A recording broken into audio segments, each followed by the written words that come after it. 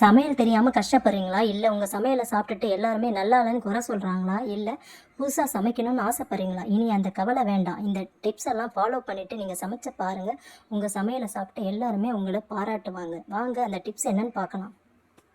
முதல் டிப்ஸ் என்னன்னா, சமையல் அறையை சுத்தமாக வச்சுக்கிறது தான். அதாவது நம்ம சமைக்கிற சமையல் அறையை அடிக்கடி சுத்தம் செய்து வச்சுக்கிறது மூலமாக நம்ம சமைக்கும் போது அதனுடைய செயல்முறையும் எளிதாகவும் இருக்கும், ஈஸியாகவும் இருக்கும், மன அழுத்தம் இல்லாமலும் சமைக்க முடியும். ரெண்டாவது டிப்ஸ் என்னன்னா, தேவையான பொருட்களை தயார் செய்து வைத்துக் கொள்வதுதான். அதாவது சமைக்க தொடங்குவதற்கு முன்பாக சமையலுக்கு தேவையான அனைத்து பொருட்களையும் தயார் செய்து வைத்துக் கொள்வதுதான். உதாரணமாக காய்கறிகள், கீரைகள் போன்றவற்றை நன்கு சுத்தம் செய்து கழுவி நறுக்கி வைத்துக் கொள்வதன் மூலமாக அதற்கான நேரமும் மிச்சமாகிறது. நாம் எந்த ஒரு டென்ஷனும் இல்லாமல் சமைக்க முடியும். மூன்றாவது டிப்ஸ் என்னன்னா, சரியான வெப்பநிலையில் சமைப்பது ஆகும். அதாவது ஒவ்வொரு உணவிற்கும் ஒரு குறிப்பிட்ட வெப்பநிலை தேவைப்படும். எனவே உணவின் சுவை மற்றும் தரம் மாறாமல் இருக்க சரியான வெப்பநிலையை சமைப்பது மிக முக்கியமானது ஆகும்.